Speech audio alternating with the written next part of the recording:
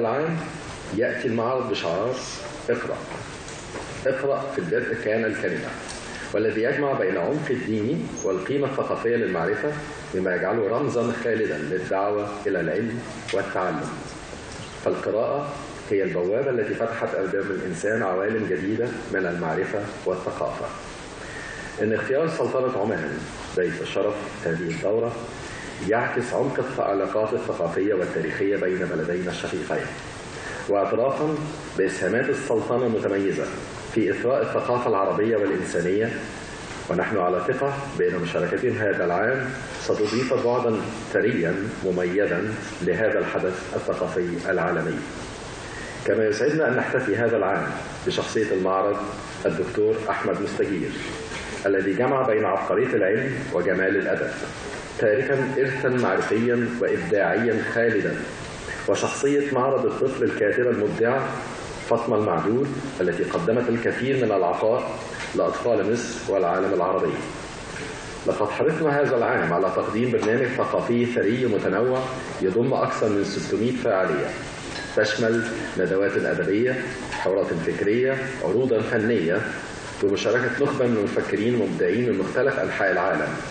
كما قمنا باستحداث محاور ثقافية جديدة تتماشى مع تحديات العصر، مثل محور ترجمة العلوم الإنسانية في زمن الذكاء الاصطناعي، ومحور الدبلوماسية الثقافية. في هذه الدورة من معرض القاهرة الدولي للكتاب نسعى بخطى ثابتة إلى مواكبة التطور التكنولوجي، بما يعزز من مكانة مصر كقلب نابض للثقافة والعلم. ونعلن عن إطلاق منصة الكتب الإلكترونية بالتعاون مع وزارة الاتصالات وتكنولوجيا المعلومات، والتي ستتيح عددا من إصدارات قطاعات الوزارة في مختلف فروع المعرفة، وستتاح للجمهور مجانا لينهلوا من بحور الثقافة. كما سيشهد للمعرض بالتعاون مع الهيئة الوطنية للإعلام إطلاق أول بودكاست بالمعرض. ولنا ندرك أن الذكاء الاصطناعي ليس فقط أداة حديثة، بل هو شريك هام يساعدنا في تقديم المعرفة بشكل مبتكر وسهل الوصول. فقد حرصنا أن تحوي هذه الدورة منصة لإبراز الإمكانيات الهائلة للتكنولوجيا في خدمة الثقافة، وذلك بإطلاق مشروع الإجابة الذكية لتسهيل الوصول إلى المعرفة العلمية المتعلقة بسلسلة في بحور العلم للدكتور أحمد مستجير، وهي خطوة نحو تعزيز حب القراءة والاستكشاف لدى الزوار.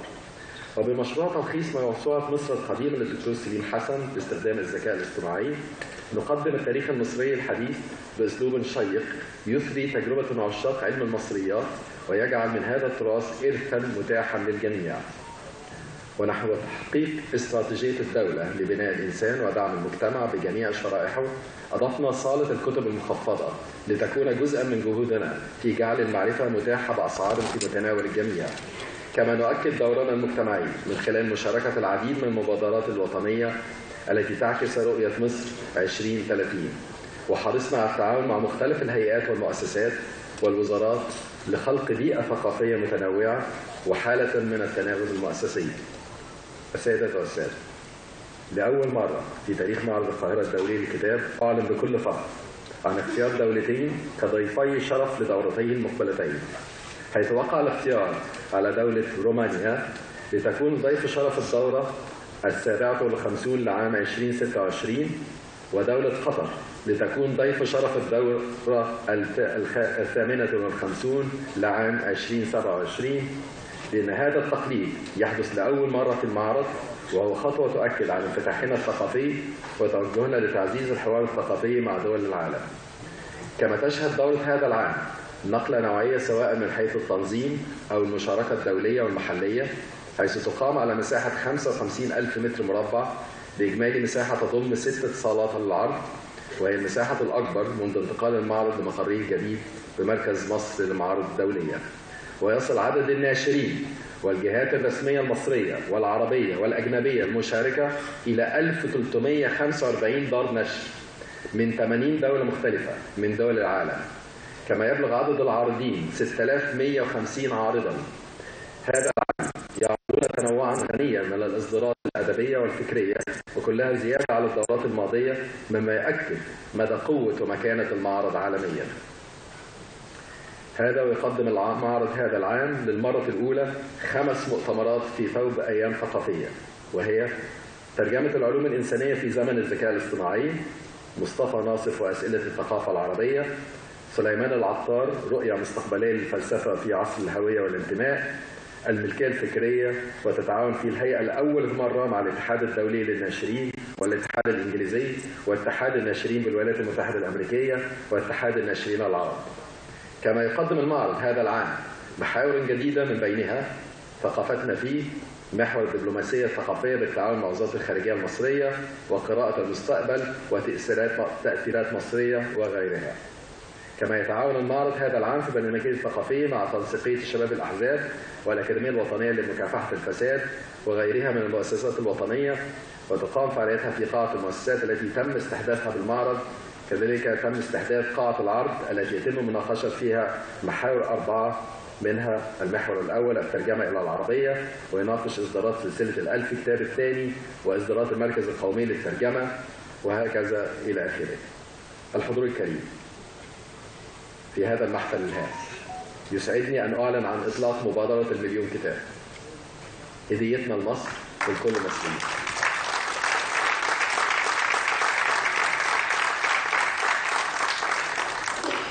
والتي تأتي في إطار سعينا لتعزيز الوعي الثقافي والمعرفي بين أبناء الوطن. هذه المبادرة التي تنفذها وزارة الثقافة عبر مختلف قطاعاتها المعنية بالنشر تهدف إلى تحقيق رؤية القيادة السياسية التي تسعى إلى بناء الإنسان المصري، وأقول بكل سعادة وامتنان: نهدي مصر مليون كتاب في مختلف المجالات المعرفية والثقافية لنصل إلى جميع الفئات العمرية، ونسعى من خلالها لنشر الوعي وتعزيز ثقافتنا الوطنية. وقد حرصنا على إشراك كافة قطاعات الوزارة المسؤولة عن النشر في تنفيذ تلك المبادرات، حيث يشارك فيها المركز القومي للترجمة، الهيئة العامة لأصول الثقافة، صندوق التنمية الثقافية، الهيئة المصرية العامة للكتاب، دار الكتب والوثائق القومية، والمجلس الأعلى للثقافة. وسيتم توزيع الكتب على الوزارات والمؤسسات المعنية ببناء الإنسان ونشر الوعي.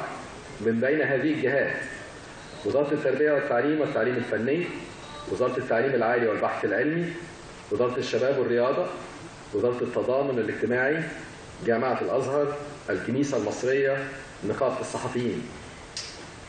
وسيشهد معرض الكتاب الدولي للكتاب تنظيم احتفالية ثقافية كبرى سيتم توزيع كتب المرحلة الأولى من المبادرة. وأؤكد لكم أن مبادرة المليون كتاب هي خطوة استراتيجية نحو نشر المعرفة في كل ربوع مصر وإثراء المجتمع المصري بمحتوى ثقافي ومعرفي ثري. إنها تمثل جزء من رؤيتنا لتعزيز قوة مصر الناعمة وبناء أجيال قادرة على مواجهة تحديات الحاضر والمستقبل بروح واعية وثقافة راسخة.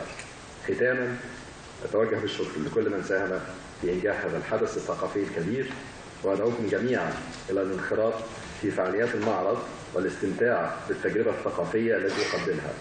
دمتم ذخرا للثقافة والعلم، ودامت مصر منارة للإبداع والحضارة.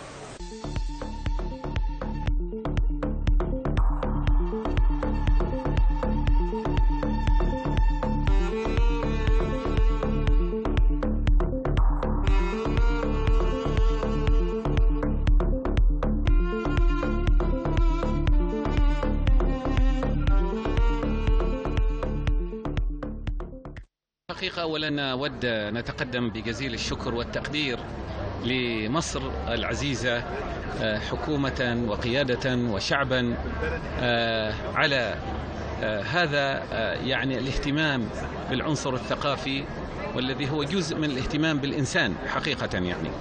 ويعني معرض الكتاب السنة يعني اختيرت سلطنة عمان أن تكون ضيف شرف في دورته 2025 لعام 2025 في دورته 56.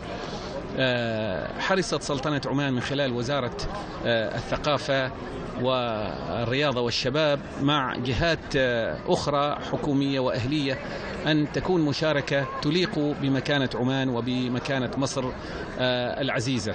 ستكون هنالك مشاركة من 22 مؤسسة وناشر في جناح سلطنة عمان الذي يبلغ 300 متر مربع، الذي سوف تشهده القاهرة وتشهده الأمة العربية حقيقة، وهو يعتبر ونعتبره نحن إضافة لنا كأمة عربية لإعطاء صورة عن الثقافة العربية بشكلها الذي يليق بتاريخها الفكري والحضاري. ودائما جمهورية مصر العربية الشقيقة هي يعني السباقة ولديها الريادة في هذا، علما أن هنالك في عدد من المعارض الكتاب العربية التي اليوم أصبحت علامة في محيطنا العربي. ستكون هناك أيضا عدد من الندوات المصاحبة في طوال يعني المعرض منذ 24 بعد الافتتاح بيوم حتى 3 من فبراير. سيشارك كتاب ومثقفون ومفكرون عمانيون، بالإضافة إلى أيضا بعض الإخوة من جمهورية مصر العربية الشقيقة، أساتذة جامعات في مجالات التاريخ والأدب والثقافة، بالإضافة إلى كتاب وفنانين ومفكرين. ستكون هناك أيضا بعض العناصر الثقافية كفرقة موسيقية عمانية تقليدية تقوم ب يعني عرض بعض المفردات الثقافية العمانية، بالإضافة إلى يعني فنون تشكيلية. هذا العرس الثقافي سيتيح لنا نحن في سلطنة عمان أن نقدم ما لدينا من إرث ثقافي معرفي. ستقدم أيضا يعني إبداعات الشباب الذين حقيقة نفتخر بهم بأدائهم. هنالك الكثير من الشباب العمانيين الذين نالوا جوائز عربية وعالمية في كثير من الفنون والثقافة والرواية والأدب. أعتقد أنه من خلال هذا المعرض سيتيح كثير من التعاون، وسيمد جسر بين الثقافة العمانية والثقافة المصرية، وهي قائمة حقيقة من خلال يعني الإعلام ومن خلال الجامعات ومن خلال عدد كبير من الطلاب العمانيين الذين درسوا في الجامعات المصرية والذين أصبحوا اليوم سفراء لمصر في عمان. قبل فترة بسيطة يعني هنالك جمعية لخريجي الجامعات المصرية والذين أصبحوا اليوم جزء من منظومة الرسمية اللي في عمان، بعضهم مسؤولين وبعضهم أيضا دكاترة، وفي الجامعات العمانية احتضنتهم سفارة سلطنة عمان لكي يحتفلوا باحتفاليتهم السنوية في جمهورية مصر العربية، وذلك تعزيزا وتقديرا لهذه العلاقة بين البلدين.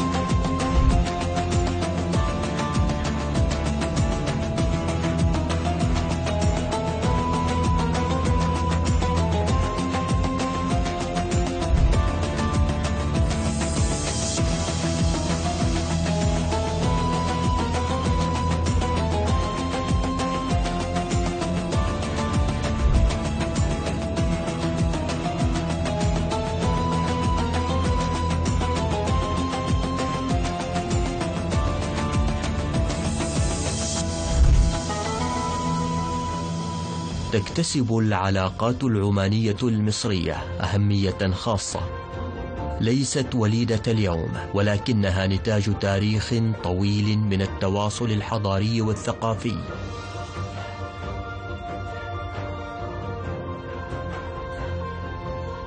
في 21 من مايو من العام 2023 كانت القاهرة على موعد مع صفحة جديدة ناصعة في كتاب العلاقات الثنائية بين سلطنة عمان وشقيقتها جمهورية مصر العربية، تمثلت بزيارة كريمة قام بها جلالة السلطان هيثم بن طارق سلطان عمان تلبية لدعوة من الرئيس المصري عبد الفتاح السيسي، والتي تعد الزيارة الأولى منذ منذ تولي جلالة السلطان هيثم مقاليد الحكم، والتي كانت أول محطة عربية من خارج إطار مجلس التعاون الخليجي، حيث حرص جلالته على زيارتها تقديرا لعمق العلاقات الثنائية المتميزة بين البلدين الشقيقين، وتثمينا لمكانة مصر الخاصة في عقول وقلوب سلاطين عمان كافة على امتداد القرنين الماضيين.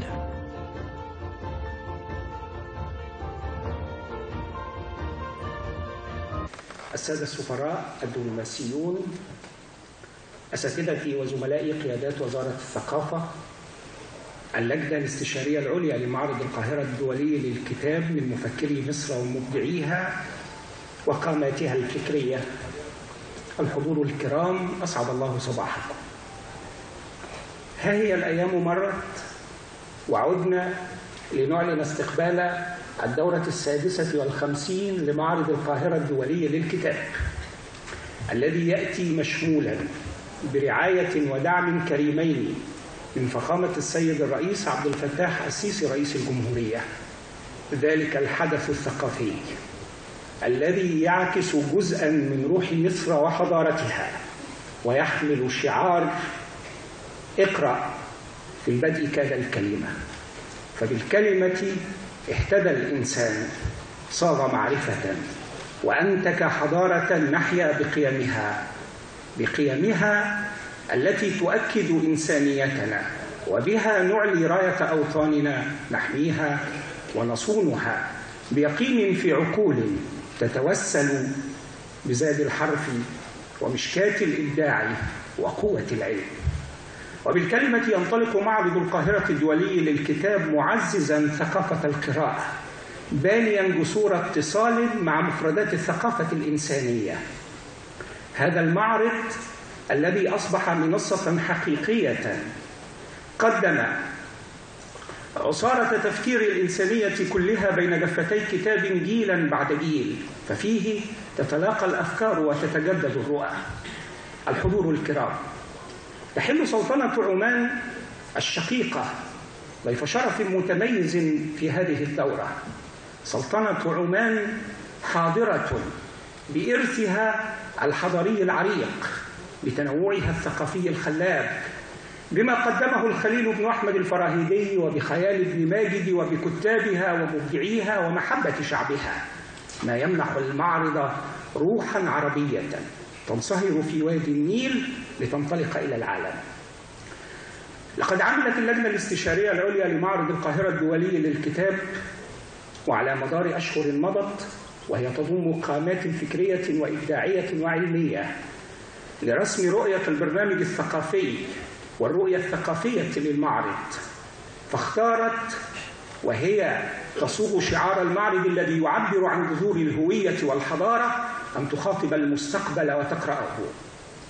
فاختارت اسم العالم المصري الأستاذ الدكتور أحمد مستجير، الذي أبدع في الهندسة الوراثية والجينية بخيال الأديب، وخط بقلمه شعرا وفي علم العربية العروض بمنهجية العالم، وانحاز في ترجماته إلى المستقبل وبناء عقل جديد.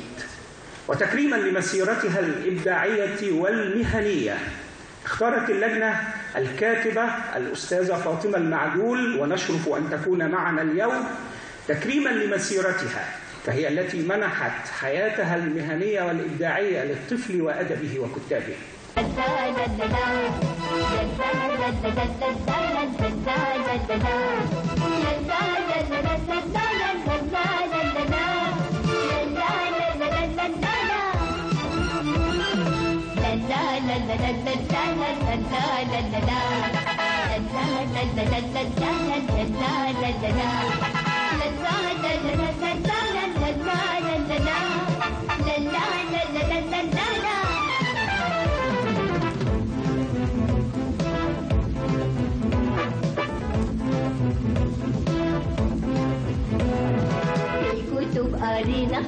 في الكتب رأينا الكلمة جنب الكلمة كلها جنب الياسمينة. في الكتب قرينا في الكتب رأينا الكلمة جنب الكلمة كلها جنب الياسمينة. في الكتب قرينا في الكتب رأينا الكلمة جنب الكلمة كلها جنب الياسمينة في الكتب قرينا في الكتب رأينا الكلمة جنب الكلمة كلها جنب الياسمينة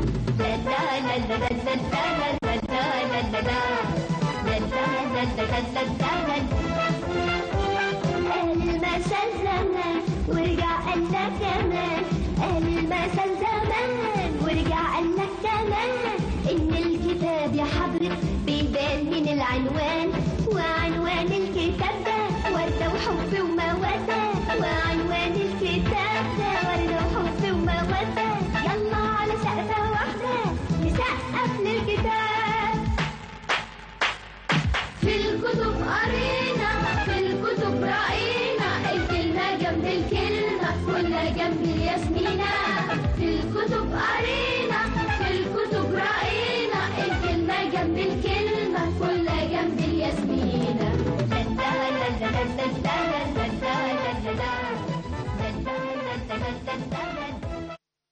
لطيف، التكريم لطيف، وبشكر الأستاذ أحمد بهي الدين والأستاذ الوزير وبشكر كل وزارة الثقافة، بيتي اللي أنا تربيت فيه لما يكرمني لحاجة كبيرة أوي.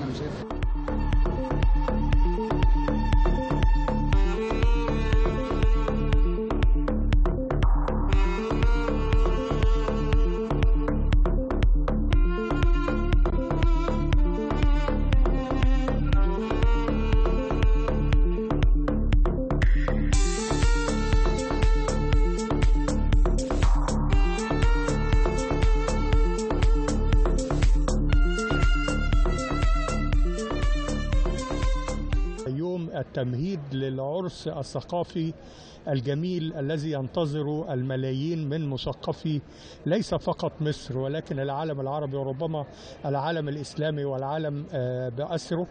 النهاردة كان مؤتمر صحفي رائع أظهر الاستعداد الرائع والمميز لهذه الدورة ال56 من دورات انعقاد معرض القاهرة الدولي للكتاب. الحقيقة أنه أجندة معرض القاهرة الدولي للكتاب هذا العام متميزة إلى أبعد الحدود، فهي تضم أولا شخصية المعرض الدكتور أحمد مستجير، وهذه لافتة قيمة جدا لأنه كان شخصية المعرض من قبل شخصية أدبية، لكن الدكتور أحمد مستجير بيجمع بين الأدب والعلم لأنه ألف في العروض وكتب وترجم العديد من الكتب وكان متخصصا في الهندسة الوراثية. أيضا شخصية معرض الطفل للكتاب الكاتبة الكبيرة فاطمة المعدول، وهي أيضا كاتبة متميزة نظرت حياتها للأدب الطفل والأدب المسرحي للطفل والأعمال المسرحية والفنية للأطفال. ضيف الشرف هذا العام سلطنة عمان، وهذا الاختيار في الحقيقة رائع لأن سلطنة عمان فضلا عن قربها ثقافيا من مصر وعلاقتها المتميزة مع مصر فهي تتمتع بثراء ثقافي رائع ومتجدد وضارب بجذوره لأنها ذات حضارة عريقة. سنتعرف على الزخم الثقافي والإرث الثقافي لسلطنة عمان. لديها شعراء، لديها أدباء، لديها مفكرين متميزين. هتكون فرصة رائعة ان احنا نعلم ونعرف اكثر عن هذا البلد الشقيق.